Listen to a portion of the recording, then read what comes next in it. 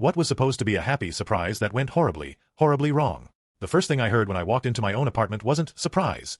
It was the rhythmic, frantic squeak of our cheap bed frame against the wall. That sound was immediately followed by my girlfriend, Jessica, moaning a name that definitely was not mine. It was the name of my best friend, Kevin. I had come home 2 days early from a work trip to surprise her. I was holding a bouquet of her favorite flowers and had reservations at that fancy Italian place she always talked about. I stood frozen in the hallway, the flowers suddenly feeling like a lead weight in my hand. The sounds coming from our bedroom were so specific, so undeniable. The initial shock turned into a cold, quiet rage that felt like ice water flooding my veins. Instead of yelling or bursting in, I did something else. I quietly set the flowers down on the floor, pulled out my phone, and hit record on the voice memo app. I just stood there in the hallway, completely silent, for about 30 seconds, capturing the audio evidence of my entire world falling apart. Then, I cleared my throat. Loudly. The squeaking stopped instantly. There was a frantic scramble, some muffled whispers, and then the bedroom door creaked open.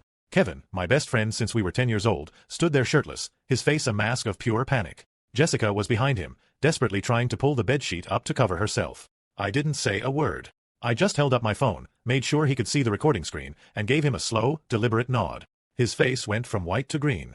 I turned around, walked out the door, and never looked back. The next day, I sent that 30-second audio file to Kevin's fiancée with a simple message, "I think you should hear this." Last I heard, the wedding was off and Jessica was begging her parents to let her move back home.